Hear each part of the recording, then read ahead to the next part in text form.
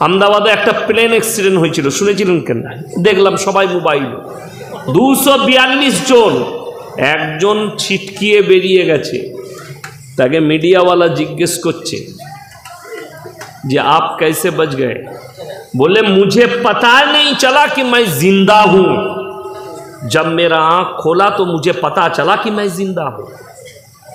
সে নিজেও জানে না কি করে বেরিয়েছে, সে নিজেও অনুভব করতে পারছে না আমি বেঁচে আছি। এটাই হচ্ছে আল্লাহর কুদরত। সব জ্বলে পুড়ে ছাই হয়ে গেল, আল্লাহ তাকে বাঁচিয়ে দিয়েছে, আল্লাহ তাকে বাঁচিয়েছে। শুধু এটা নয়, যদি বলেন ইসলামের ইতিহাস জানতে চাই, মারাত্মক ইতিহাস আছে। যাদেরকে পৃথিবীতে শক্তিশালী দেখছেন, আল্লাহর কসম করে বলছি, কোরআনে মারাত্মক আয়াত আল্লাহ অবতীর্ণ করেছে।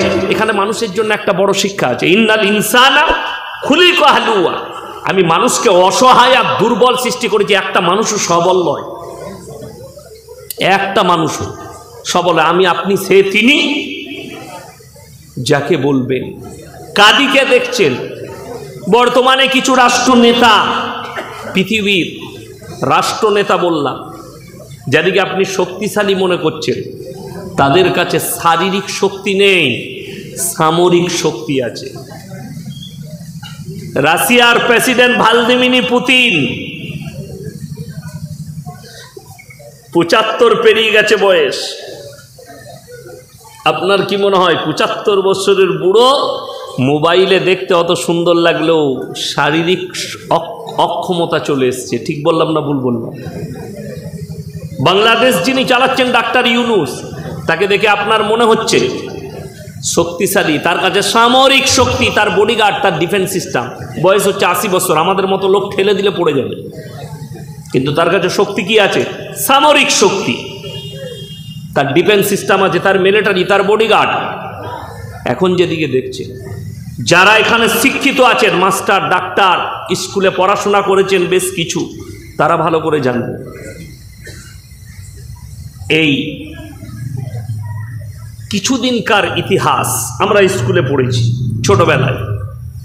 এমন একজন রাজা ছিল, অর্ধেক দুনিয়া দখল করেছিল যুদ্ধ করে, যোদ্ধা ছিল, তার নাম হচ্ছে আলেকজান্ডার। ইতিহাসের পাতা তুলে দেখবেন, আলেকজান্ডারের নাম শুনেছেন, অনেকজন পড়েছেন স্কুলে। আলেকজান্ডার অর্ধেক দুনিয়া দখল করেছিল। তার কাছে শুধু সামরিক শক্তি নয়, সে ছিল যোদ্ধা, তার যুগে সব থেকে বড় যোদ্ধা। যে দেশে, ইতিহাস বলছে, যে দেশে আক্রমণ করত সেই দেশ দখল করে নিত। তার যুগে সে ভারতেও আক্রমণ করেছে, কিন্তু ভারতে যুদ্ধ করেনি। সেই যুগে যিনি রাজা ছিলেন তার নাম হচ্ছে রাজা পুরু। তার ব্যবহার, তার আখলাক, হিন্দু রাজা ছিলেন, তার এত সুন্দর ব্যবহার ছিল, তার ব্যবহার দেখে তারা আর যুদ্ধ করেনি, আলেকজান্ডার ফিরে গিয়েছিল। এই আলেকজান্ডারের মৃত্যু হয়েছে বিষ পান করে। আমি কেন বলছি পরে বুঝতে পারবেন আলেকজান্ডারের কথা। আমাদের দেশে দেখবেন আমরা জলসায় শুনি, সাদ্দাদের ঘটনা শুনেছেন? জলসায় অনেক বক্তা বলে না, এই সাদ্দাদের ঘটনা শুনেন নাই? সাদ মুলুকের বাদশাহ সাদ্দাদ, শুনেননি সেই ঘটনা? যদি কোনো বক্তা সাদ্দাদের ঘটনা বলে, যে সাদ্দাদ বলে একজন বাদশা ছিল 7টা মুলুকের, তাকে জিজ্ঞেস করবেন ইতিহাসটা ইসলামে আছে না, বাংলা বই আছে না ইংরেজিতে আছে, সে খুঁজে পাবে না। সাদ্দাদ বলে কোনো বাদশা ছিল না, এটা বানানো ঘটনা। বাদশা ছিল আলেকজান্ডার, যে অর্ধেক দুনিয়া দখল করেছিল, এটা ইতিহাস। তার মৃত্যু হয়েছে বিষ পান করে। কে করেছিল জানেন? বিষ পানটা কে করিয়েছিল? কে? তার সৈন্য নয়, তার কোনো দুশ্মন নয়, তার যে বিষ পান যে করিয়েছিল তার নিজের স্ত্রী, ঘরের লোক। পৃথিবীর ইতিহাস বলছে, আল্লামা ইকবাল লিখেছে, ইস ঘর কো আগ লাগি ঘর কি চিরাগ। মুসলমান, তোমরা নিজেদের ঘরে নিজের আগুন ধরিয়েছো। পৃথিবীর ইতিহাস বলছে যতগুলো ক্ষতি ইসলামের হয়েছে, মুসলমানরা নিজেদের ক্ষতি নিজেরা করেছে। আজকে তো আমাকে যদি এক্ষুনি বলে 100 টাকা দেন, আমি দিতে পারবো না? পারবো না? পারবো। আচ্ছা, আমি যদি মরে যাই চাইলে পাবো? আমি যদি এক্ষুনি মারা যাই আর ইনি যদি বলেন ভাই 100 টাকা দেন, আমি পারবো দিতে? আমাদের দেশের জাহিলে মুরাক্কাব গরু গাধা কিছু আছে, তারা যখন পীর সাহেব বেঁচে ছিল সে খালি নাজরানা লিয়েছে তাদের কাছ থেকে, আর সে যখন মরে গেছে বেঁচে থাকতে কেউ কি 1 টাকা দেয় নাই, খালি লোকের লিয়েছে, হাঁস মুরগি ডিম খালি খেয়েছে কুমিরের মতো, আর যখন মরে গেছে তার কবরে লোক গিয়ে চাইছে। ঠিক বললাম না ভুল বললাম? যখন পীর সাহেব বেঁচে ছিল সে কেউ কি 10 টাকা দেয়নি, তার কাছে লোক চাইনি, যখন মরে কবরে চলে গেছে তার কবরে গিয়ে ভালো মন্দ চাইছে। এই মূর্খ সমাজকে বুঝাবে কে? অথচ নবী পয়গম্বররা দেখিয়ে গেছেন যে মাদাদ শুধু একমাত্র কে করতে পারেন, সকলে জোরে বলুন। হলো না? কুরবানিতে গোশ খান নাই? বলার আওয়াজ কই? সকলে জোরে বলুন কে? হ্যাঁ, এত জোরে বলুন যে আল্লাহ। এই মোবাইলে যেন আওয়াজগুলো উঠে, ওই জিলাপি হুজুররা যেন বুঝতে পারে গুটকাখোরগুলো যে আল্লাহ ছাড়া কারোর কাছে মাদাদ চাওয়া যাবে না। একমাত্র দেনেওয়ালা জাত আল্লাহ, খিলানেওয়ালা জাত আল্লাহ, সমস্ত কিছুর মালিক সকলে বলুন কে? আল্লাহ। তাহলে যতগুলো পৃথিবীর মানুষ আছে প্রশংসার যোগ্য, নিজের প্রশংসা করার যোগ্যতা কেউ রাখে না। আমি যদি বলি আমার মতো বক্তা নেই, জানবেন ইয়াসিন মূর্খ বক্তা। কেউ যদি বলে আমার মতো মৌলবি নেই, এটা মূর্খ মৌলবি। কেউ যদি মনে করে আমার মতো ডাক্তার নেই, মূর্খ ডাক্তার। কেউ যদি বলে আমার মতো মাস্টার নেই, সে মূর্খ মাস্টার। কেন? নিজের প্রশংসা করার যোগ্যতা কেউ রাখে না। তুমি কি? গ্রামের মানুষ বলবে, পাড়ার লোক বলবে, 10টা লোক বলবে তুমি কি, তুমি কেমন, এটা 10টা লোক বলবে। আমার ভাই, আমার বন্ধুগণ, কান খুলে শুনেলেন, একমাত্র নিজের প্রশংসা করার যোগ্যতা যিনি রাখেন তিনি হচ্ছেন আমার আল্লাহ।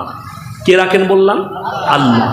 তো আল্লাহ তাআলা নিজের প্রশংসা করেছেন। হ্যাঁ, আল্লাহ এটাও বুঝিয়েছেন মানুষ কি, তুমি কে, তোমরা যে আমার সৃষ্টি আর আমি আল্লাহ।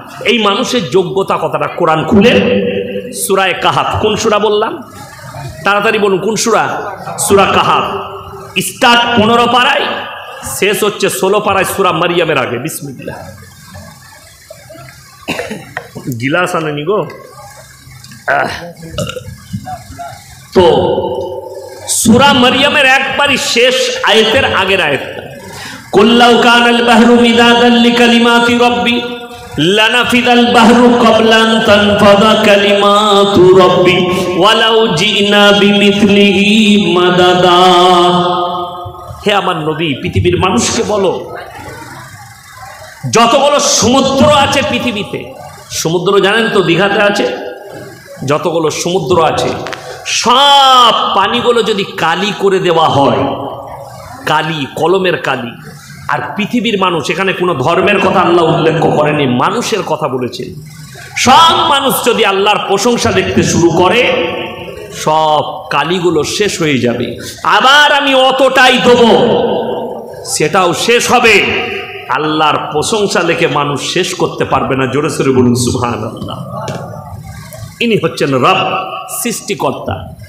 একটা মানুষ আল্লাহ যদি তাকে 500 বছরের হায়াত দেয়, যদি একটা নিয়ামতের শুকর আদায় করতে চান, যে এই চোখ দুটো আল্লাহ দিয়েছে, 500 বছর যদি 24 ঘন্টা সিজদায় পড়ে আল্লাহর শুকর আদায় করেন, তা এই চোখের নিয়ামতের শুকর আদায় করে শেষ করতে পারবেন। যদি বলেন যে এটা পরীক্ষা করব, তাহলে আপনি রাস্তায় উঠেন, খালি 10 বার চোখ বন্ধ করে চলে দেখিয়ে দেন, আপনি বুঝতে পারবেন এই চোখটা আল্লাহর কত বড় নিয়ামত। একটা অন্ধকে জিজ্ঞেস করুন। আমি যখন মাদ্রাসায়, আমি যখন বাচ্চা ছেলে আমাকে কোলে করে মানুষ করেছে, রফিক ভাই নাম, তারপরে আমি যখন মাদ্রাসার তালবে ইলম, তখন আবার আমার সাথে পড়েছে রফিক ভাই নাম, চোখে অন্ধ। তো আমাদের পাশে বসতো, আমাদিকে বলতো, যখন হিফজ করতাম, এটা এই আয়াতটা বলে দাও তো, উলাইকা আলা হুদাম মির রাব্বিহিম ওয়া উলাইকা হুমুল মুফলিহুন, এইভাবে মুখস্থ করতো। আর এখন যখন শিক্ষক, এখনও সে আছে, হ্যাঁ, 50-এর ওপরে বয়স, খুব ভালো।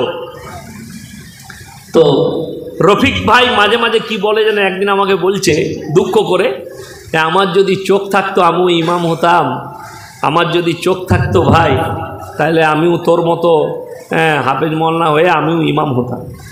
আমি বললাম, শোনো, তোমাকে আল্লাহ তাআলা একটা নিয়ামত কেড়েছে, একটা নিয়ামত দান করেছে।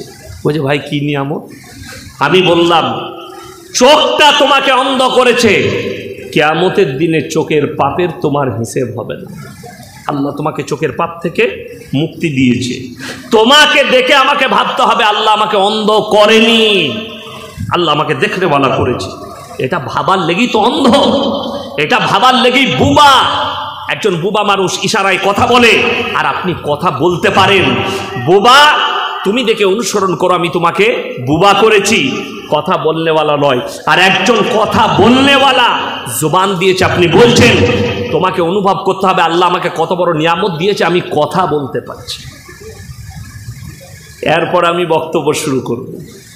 সবাই আল্লাহর উপরে ভরসা রাখবো, বলুন ইনশাল্লাহ। প্রত্যেকটা কাজে আল্লাহর উপরে ভরসা, অন্য কারো উপর না। এই ভারতে 30 কোটি মুসলমান আছে, তার মধ্যে 10 কোটি মুসলমান আছে কি না সন্দেহ আছে। যদি বলেন মনি সাহেব কি কথা বলছেন, এই থানাটা দুবরাজপুর থানা, তাই তো? হ্যাঁ, সদাইপুর থানা, হ্যাঁ লেখা আছে ওখানে বোর্ড। এই সদাইপুর থানায় আমি প্রমাণ দিয়ে যাব, বীরভূম ডিস্ট্রিক্টে প্রমাণ দেবো। যদি বলেন দিতে পারবেন, হ্যাঁ আমি দিয়ে যাব, তুমি খালি তোমার হৃদয়টাকে রেডি করো, আর যদি তোমার কাছে কলম কাগজ থাকে রেডি করো, কালকে মিলিয়ে নিবে আমি যেগুলো বলছি। 30 কোটির মধ্যে 10 কোটি মুসলমান আছে কিনা সন্দেহ আছে। যদি বলেন কেমন করে, আপনারা সকলে এক বাক্যে বলবেন, ইসলামী শরীয়তে সুদ হারাম না হালাল? হারাম। তার মানে সদাইপুর থানায় একটাও মুসলমান সুদ খায় না। আর কথা বলবেন, খায় না? খায়। দুঃখটা কোথায় বলে দিই, আল্লাহ কোরআনে বললেন, ওয়াহাল্লাল্লাহুল বাইয়া ওয়া হাররামার রিবা, সুদকে হারাম করেছি, ব্যবসাকে হালাল করেছি। আপনি সুদ খাচ্ছেন, আল্লাহ রাসূল সাল্লাল্লাহু আলাইহি সাল্লামের হাদিস, কেউ যদি 1 টাকা সুদ খায়, নিজের মায়ের সঙ্গে 36 বার জিনা করার সমান পাপ হবে, বলুন নাউজুবিল্লাহ। এরপর ভেবে দেখুন, একটা মুসলমান সারা জিন্দেগি সুদ খাচ্ছে, সারা জিন্দেগি সুদ খেলো, সুদ খেয়ে মারা গেল, সেই লোকের জানাজা হয় না? হয় না? হয়। কোরআনে আছে, যে ব্যক্তি হারাম জেনে সুদ খেলো, এই লোক আল্লাহর সঙ্গে যুদ্ধ ঘোষণা করল। সারা জিন্দেগি সুদ খেলো মানে আল্লাহর সঙ্গে, রসুলের সঙ্গে যুদ্ধ ঘোষণা করলো সে। এবং এই ব্যক্তি যখন মারা যাচ্ছে, এর জানাজার নামাজ হচ্ছে, এর দাফন হচ্ছে, এর কবর জিয়ারত হচ্ছে, এর জন্য দান খয়রাত হচ্ছে, এর জন্য দোয়া হচ্ছে। বড় মস্তিষ্ক। আর আমাদের দেশে জান্নাত সহজ কি করে হলো জানেন? জলসা করার পরে। এই জলসা হওয়ার পরে, জলসা শুরু হওয়ার পরে জান্নাত একদম সহজ। কিছু লোক আছে এই বীরভূমি পাবেন, বর্ধমানে পাবেন, মানুষ মরে গেলে 40 দিনে মিলাদ করে, করে না? করে না? করে। একদম কাঁচা বেদাত। আমি বলেছি, যদি কোনো মৌলবি প্রমাণ করাতে পারে 40 দিনে মিলাদ, আমি আর জীবনে সমাজের বুকে বক্তব্য দেবো না। তাকে জিজ্ঞেস করো, 4 জন প্রসিদ্ধ ইমাম বেঁচে আছে? ইমাম আবু হানিফা বেঁচে আছে, ইমাম শাফি আছে, ইমাম মালিক আছে, ইমাম হাম্বাল আছে? কেউ না। ইমাম তিরমিজি নাই, ইমাম আবু দাউদ নাই, ইমাম নাসাই নেই, ইমাম বুখারী নেই। আচ্ছা, ইনারা যখন ইন্তেকাল করেছে, কেউ যদি প্রমাণ দিতে পারে ইনারা ইন্তেকালের পরে ইনাদের 40 দিনে খানা করে মিলাদ হয়েছে, আমি ইয়াসিন জীবনে আর সমাজের বুকে কথা রাখবো না। চ্যালেঞ্জ। শুধু তাই নয়, মানুষের আকীদা এত খারাপ, সুদ খেয়ে মারা গেছে, তার লেগে দোয়া। এই যে জলসা আসার পরে অনেক দেখবেন মাদ্রাসার জলসা হয়, হয় না? হয় না? এলাকায় পশ্চিমবাংলা জুড়ে হয়, আমরাও করছি, জলসা হয়। মসজিদের জলসা হয়, মসজিদের আদায় হচ্ছে, আর আমরা আদায়কারী বক্তারা আদায় করে, করে না? করে না? সুদ করে এসে 1000 টাকা দিলে কিসে? মসজিদের জন্য।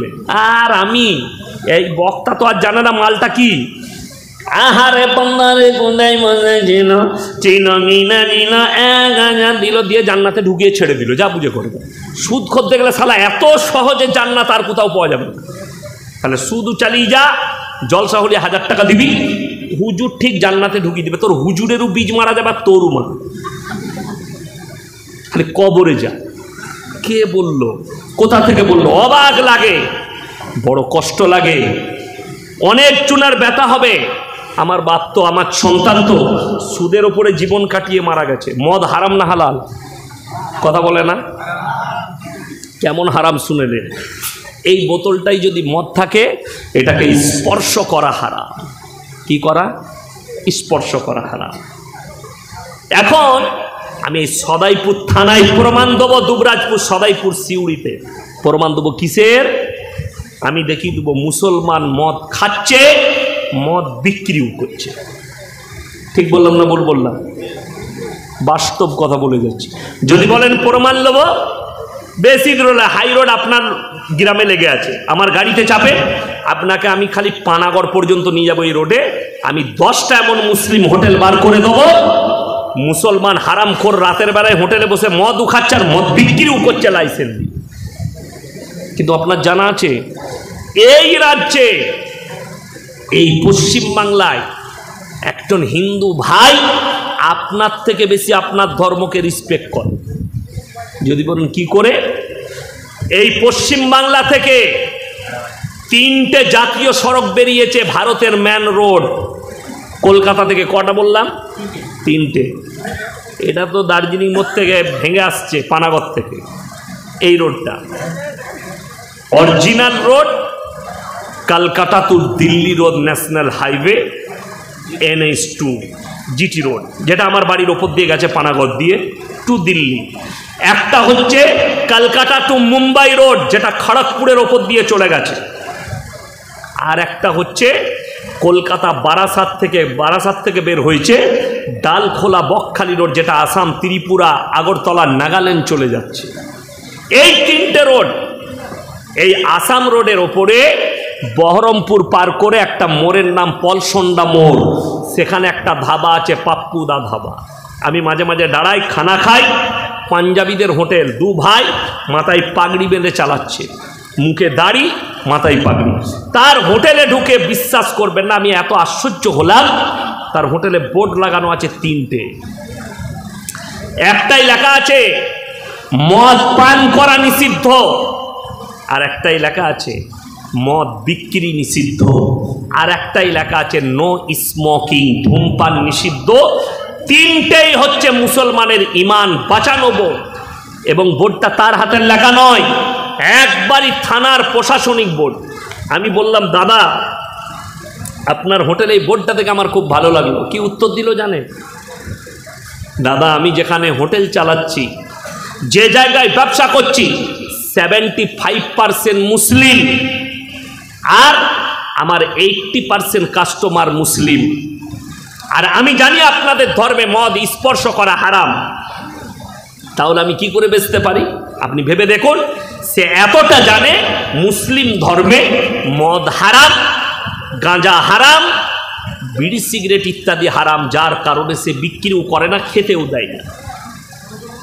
অথচ একটা হারামখোর মুসলমান একটা হোটেল করেছে, লাইসেন্স বার করে মদও খাচ্ছে, হারামখোর মদও বিক্রি করছে। অথচ এই লোক ঈদের দিনে গলায় শ্বশুরের দিয়ে একটা হলুদ রঙের তোয়ালি লাগিয়ে ফাঁস কাতারে এসে হারাম করে ঈদগায় বসেছে। মনে হচ্ছে ওর মতো মুসল্লি নয়। আতর লাগাইছে কি 96 মজমুয়া। একটা কথা আছে, বগলে গুয়ের গন্ধ আর বাপ নাম রেখেছে আতর আলী। সেই হচ্ছে এদের হাল। কথাটা আমরা বুঝতে পারেননি? বগলে গুয়ের গন্ধ আর বাপ নাম রেখেছে আতর আলী। এই হচ্ছে এই মাতালদের হাল। লটারির টিকিট হারাম না হালাল? তাড়াতাড়ি বলুন জোরে। হারাম। আপনি আমার সঙ্গে চলুন, তিলেডাঙ্গাল মোড়ে, দুবরাজপুরে, সিউড়িতে, ইলেমবাজারে, বোলপুরে, যেখানে যাবেন বীরভূম ডিস্ট্রিক্টে, মুসলমান লটারি কাটছে, মুসলমান লটারি বিক্রি করছে। আমি ঠিক বললাম না ভুল বললাম? যদি কেউ বাপের বেটা হন, আমি রাত্রে থাকছি, সকালবেলায় দুবরাজপুরে দেখিয়ে দেবো কটা খালি মুসলমানদের কাউন্টার আছে। অনেকজন আবার পাথর চাপড়ির ছবি লাগিয়ে রেখে দিয়েছে, দাতা বাবা বরকত দেবে। ভাবে লটারিতে দাতা বাবা, অবাক হয়ে যাবে, বড় কষ্ট লাগে। ওই বাংলাদেশের চাচার দেখেননি, চাচা দোয়া করছে মসজিদে ঢুকে, আল্লাহ গো 1 ঘর টিকিট কেটেছি, যদি 1 কোটি লেগে যায় জীবনে আর তোমার ঘর থেকে বেরোবো না। এটা কখনো দোয়া? এই দোয়া তো হারাম, যেহেতু লটারির টিকিট হারাম। এই লটারির টিকিট বিক্রি করছে এই লোক, মসজিদে এসে নামাজ পড়ছে জুম্মার দিনে। ঠিক বললাম না ভুল বললাম? আর আল্লাহ রসুলের হাদিস, আমরা দোয়া করি না আল্লাহ তুমি আমাকে ভালো রেখো, আল্লাহ আমার কামায়ে বরকত দাও। রসুলের হাদিসে আছে দোয়া তখন কবুল হয় যে ব্যক্তি হালাল খাবার খাবে, তার দোয়াকে আল্লাহ কবুল করবেন। হারাম খানেওয়ালা দোয়া কি হবে না? কবুল হবে না। তাহলে যে লটারি বিক্রি করছে তার দোয়া কি করে কবুল হবে? তার পরিবারে শান্তি কি করে আসতে পারে? আপনি দেখলেন, লটারির টিকিট কেটেছে, বিক্রি করে, প্রত্যেক দিন 10,000 টাকা রোজগার করছে, না হলে প্রত্যেক দিন 5,000। আর ইমামের বেতন পুরো মাসে 5,000। ইমামের খাবারটা ভালো না তারটা? কথা বলে না এরা? ইমামেরটা কেন বলুন তো? আপনারা নিচেই, আমরা উপরে। যদি বলুন সুবহানাল্লাহ। এটা আল্লাহর তরফ থেকে, ইন্নামা ইয়াখশাল্লাহা মিন ইবাদিহিল উলামা। আমার নবী আর পয়গম্বরের পরে যারা আমাকে সব থেকে বেশি রীতিমতো ভয় করে তারা হচ্ছে এই উলামা সম্প্রদায়, আলেমরা। ওই জন্যে আল্লাহ রসুলের হাদিস, যারা আল্লাহর রাস্তায় দিনের পথে থাকবে, আল্লাহ মৃত্যুকাল পর্যন্ত তাদেরকে ইজ্জতের রুজি দান করবেন। জোরে বলুন সুবহানাল্লাহ। আলেমরা তো এটাই ভরসা করে থাকে, তা না হলে টোটো চালাচ্ছে, টোটো মাসে 20,000 রোজগার করে, বরকত নাই। বরকত কোথায় আছে এদের কাছে? নামাজ পড়বে না, রোজা রাখবে না, নেক আমল নেই, হালালের পথে চলবে না। এরা বরকত দিবে খালি তাবিজে, পানি পড়ায়। কে বলেছে? আপনি যান দুবরাজপুরে, আপনি যান সিউড়িতে, খালি দেখতে পাবেন কত মানুষ দোকানে তাবিজ টাঙিয়ে রেখেছে। বলছে কে দিয়েছে? তোর হুজুর। তোর হুজুরও মার খাবে, তুইও খাবি। কেন? বলছে বরকত হবে। তাবিজে বরকত হলে ইমামের বেতন কত? 5,000, 10,000। আর যে তাবিজটা লিখছে সে প্রত্যেক দিন 1 লাখ টাকা ইনকাম করে। সে প্রত্যেক দিন 10,000 ইনকাম করে, মাসে তার 1.5 লাখ ইনকাম, মাসে তার 3 লাখ টাকা ইনকাম। আর ইমাম মাসে 10,000 পায়। তাহলে তাবিজটা ইমামের দরকার না তার? আচ্ছা, পৃথিবীতে এরকম বুকা লোক আছে লোককে বড় লোক করে নিজে গরিব থাকবে? আমি লয়, আমি আল্লাহর কসম করে বলছি, আমি হৃদয়ের কথা বলছি। আমাকে যদি বলেন যে মৌলী সাহেব আপনি বড় লোক করলে আপনি আগে হবেন না লোককে আগে করবেন, আপনাদের বিশ্বাস হয় যে ইয়াসিন সাহেব আগে নিজে না হয়ে আপনাকে করবে? কথা বলে না? হতে পারে না? এই যুগে হবে না, এই যুগে হবে না। আমি চাইবো আমি আগে বড় লোক হবো, তারপরে তুই বাঁচলে তুলিবি। আর আমাদের দেশে হুজুরের মসজিদে বেতন 5,000, আর যে তাবিজ লিখছে তার প্রত্যেক দিন ইনকাম 5,000।